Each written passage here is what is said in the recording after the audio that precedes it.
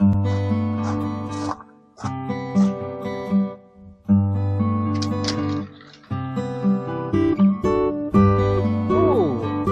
of peppers growing, lots of peppers growing.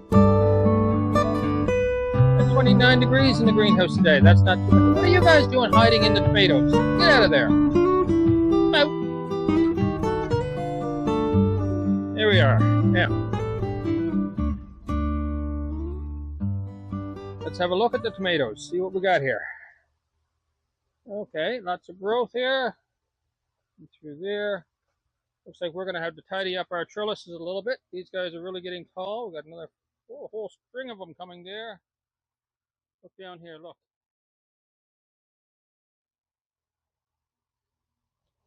Lots of them there. A couple strings of them in there. In the past, I've never had the tomatoes come out in strings like this, where they're all together. Really nice to see. Lots of flowers here.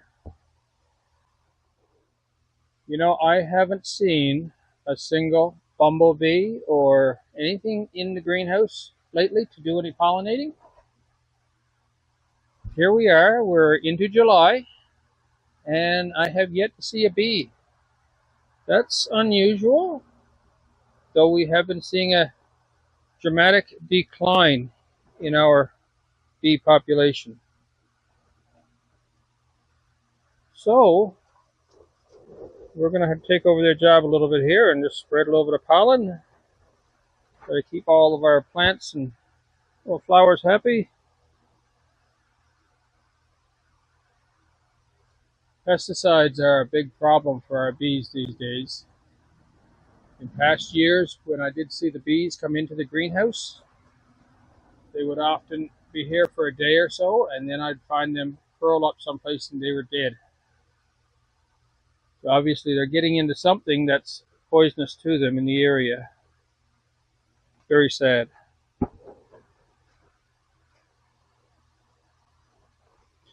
We're just going to go through here with the Q-tip. I'm basically taking the Q-tip and I'm rolling it so that I'm touching the inside of each of the flowers, and that's just helping to spread the pollen around. When I'm pollinating the flowers on these, I often go through and do the same flowers many times over a period of a few days. You can't keep track of what flowers are new and which ones aren't, so I go through and do them all the ones I can find again. And as you can see from the production here, they are getting pollinated. Now, in a lot of cases, tomatoes are self-pollinating, but it's not always guaranteed when you don't have the environment that you need. Self-pollination, that often, you get the wind and so on, will move the pollen around. And some are easier to self-pollinate than others, I guess is the way to put it. So I try to guarantee it a little bit more simply by pollinating them myself. All right, so that's good. Now, I did put another line up here for the trellis. And what I want to do, I'd like to get these straightened up a little bit, and then I need to clean up the bottom of them a bit. So I'm just going to move a couple clips around, try to pull these in a better direction.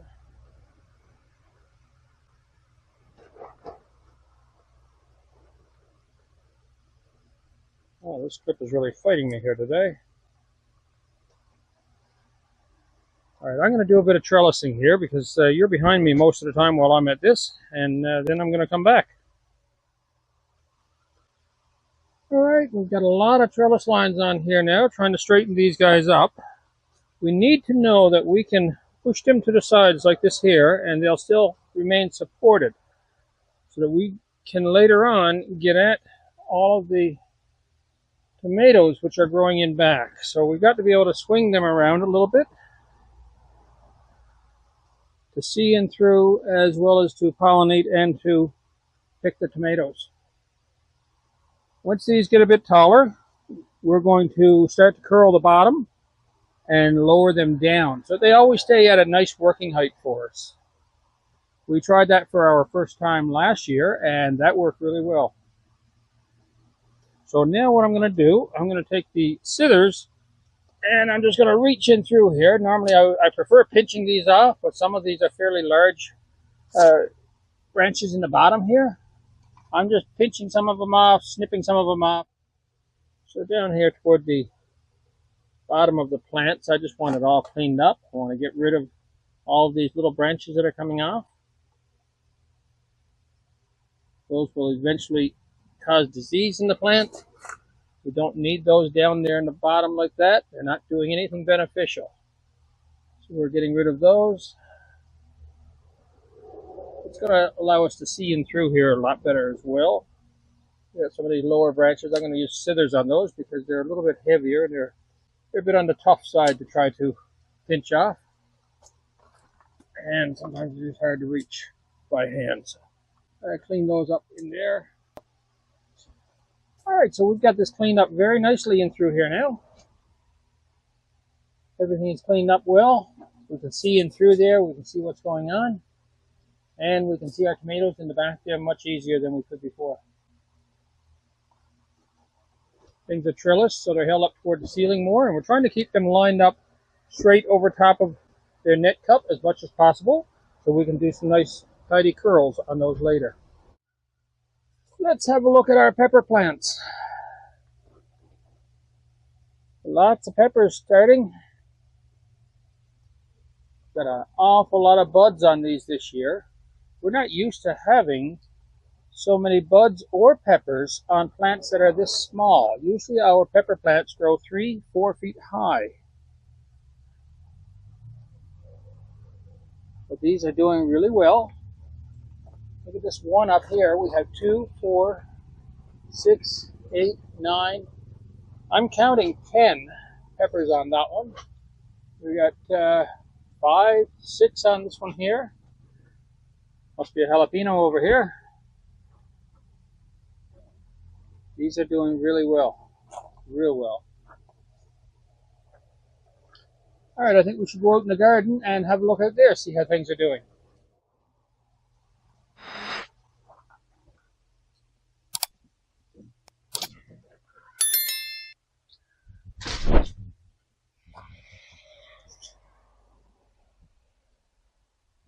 Things are looking good.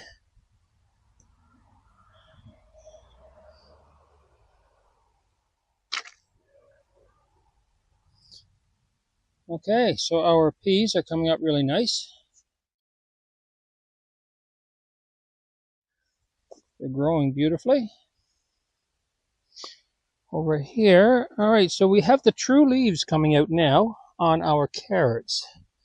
The true leaves are the second ones to come out, and they often will allow you to identify the plant. So you can see these here actually look like carrot leaves. The first ones are sometimes the shape of the seed itself. Once the true leaves come out, we know the plant is starting to look for nutrient someplace other than in the seed. So we have to make sure we have the nutrients in the ground for it at that time. We've got true leaves on pretty much all of the carrots here now.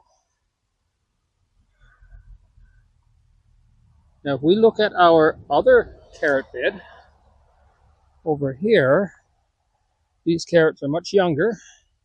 They still have their first set of leaves. There's no true leaves on these yet.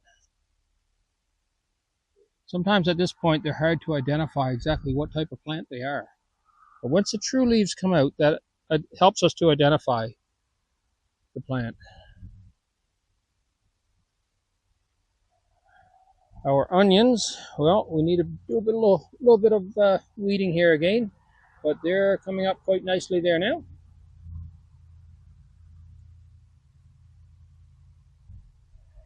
Our potatoes, well, we do have some flowers out now.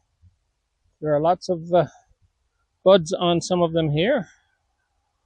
over here, here and here. So they are going into flower there now. As those flowers start, my understanding is the tubes are starting to form underground.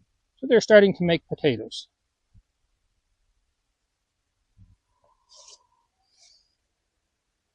A little bit less flowering over on this side.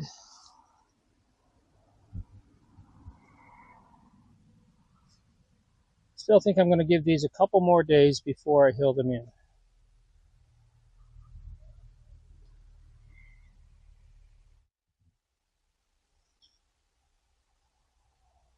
In a previous episode, we talked about the long blue potatoes that I had, a bunch of small ones that had sprouted big time. I found them in the cupboard. And this is them. We probably should have only put about 2 to 3 in each of these barrels. I was a little bit greedy that day. I didn't want to throw out the other ones, so I put a lot more than that in here. There's probably about 8 or 9 in these.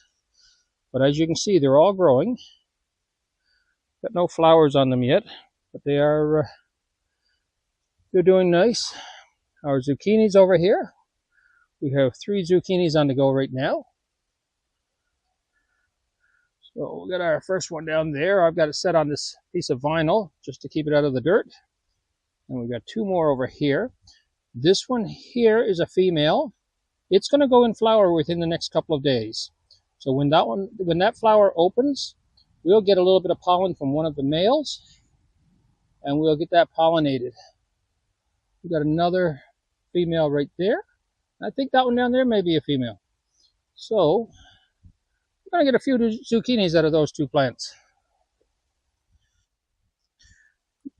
Back a few years ago, when I was just getting into gardening, I was asking for opinions right, left, and center, and I'll still take opinions right, left, and center, because I certainly don't know it all, and I'm going by what I've learned over the past few years. But one of the things that I was told was that carrots like lime. And we've been putting a bit of lime on our carrots for the past couple of years. I don't think that everybody does this, but we have had some good crops. And therefore, I'm now putting some lime on my carrots again. Once the true leaves come out, I get a bit of lime on the go. And with our next rainfall now, we're watering. That will go down through and help to sweeten up the ground a bit. So I'm not going to do these over here with lime yet. These carrots, we're going to leave them until the true leaves are coming out, and then we'll put some lime on those as well.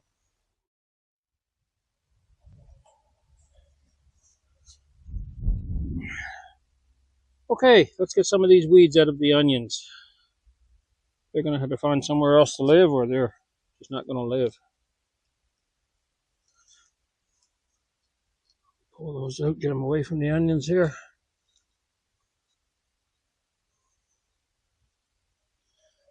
Any dirt that comes up with them, I usually shake that off.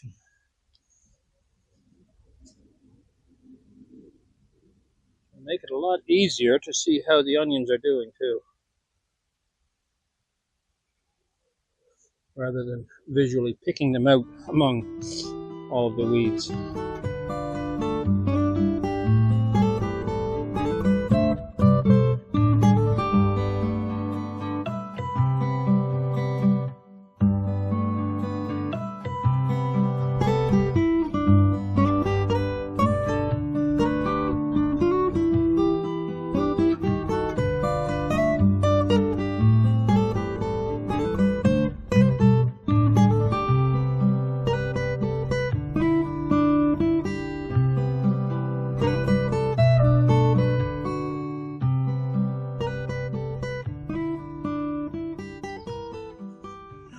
Well, I think I've done a pretty good job there. Last couple up here.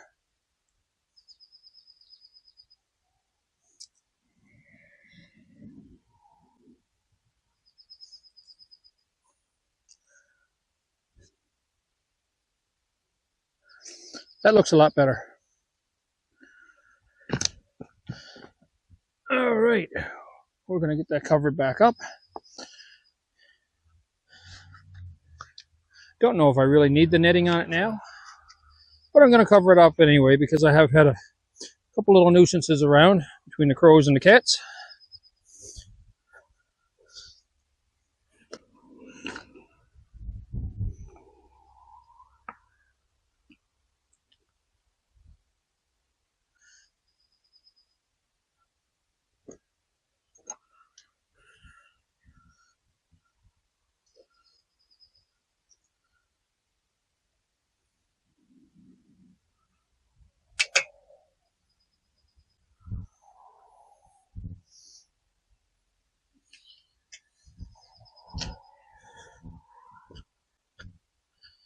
These magnets are great on these raised beds for holding stuff like this netting in place.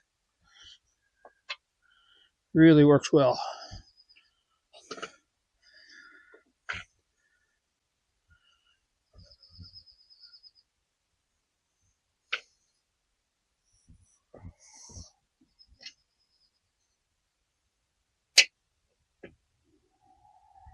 There we go.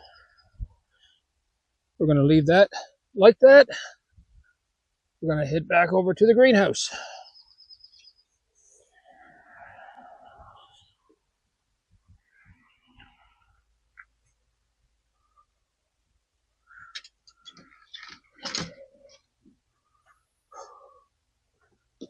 Okay. Well, that was good timing actually, because it's just starting to rain out there. Yeah, it looks like we've got everything done in here. Things out in the garden are looking good. Everything seems to be working good and growing good. We'll see you later here in the greenhouse.